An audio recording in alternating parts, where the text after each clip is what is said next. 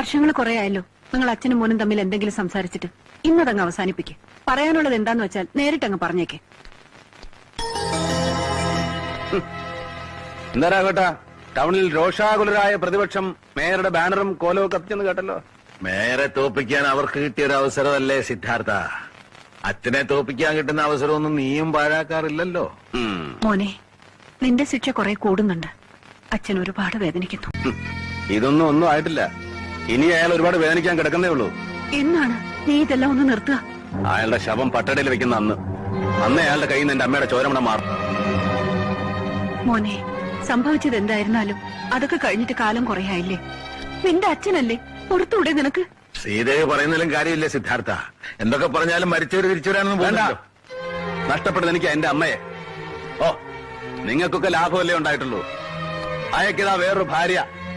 പഴയ കാര്യസ്ഥന്റെ പെങ്ങക്ക് മംഗലത്ത് കരുണാകരമേനോന്റെ ഭാര്യാ പദവി, പഴയ കാര്യസ്ഥന് അളിയൻ സ്ഥാനം, പ്രതാപം, സർവൈശ്വര്യങ്ങളും, ആഡംബര ജീവിതം. അത് മാത്രം നീ പറയരുത്. നിനക്കൊന്ന് വയസ്സ് 10, പോരാത്തിന് അസുഖവും. നിന്നെ ലാളിക്കാനും ശുശ്രൂഷിക്കാനും വേണ്ടി മാത്ര എന്റെ പെങ്ങളെ നിന്റെ അച്ഛന് കല്യാണം കഴിച്ചു കൊടുത്തത്. അല്ല, നീ പറഞ്ഞ സൗഭാഗ്യവും അളിയസ്ഥാനവും മോഹിച്ചിട്ടല്ല. ആണോ? എങ്കിൽ വേലാനമ്പരത്തിൽ വേണ്ട. ആരും എന്റെ കാര്യത്തിൽ ഇടപെടാൻ വേണ്ട. എന്റെ വഴിക്ക് ഞാൻ പോയിക്കോളാം.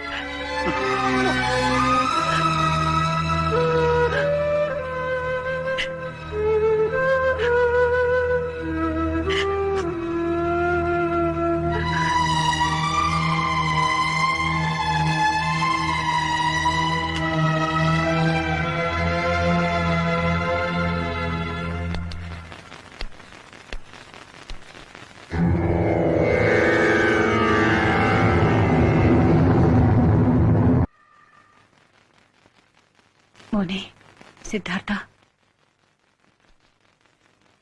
പെറ്റമ്മയല്ലെങ്കിലും സ്വന്തം മോനേക്കാൾ സ്നേഹിച്ചിട്ടല്ലേ ഉള്ളൂ നിന്നെ ഞാൻ. അല്ലാന്ന് ഞാൻ പറഞ്ഞില്ലല്ലോ. അയാൾക്കും എനിക്കിടയിൽ ഈ ഒരു ബന്ധം കൂടെ ഇല്ലായിരുന്നെങ്കിൽ എന്നയാളെയും കൊണ്ട് ഞാൻ എന്നെ തന്നെ ഇല്ലാതാക്കിയേനെ.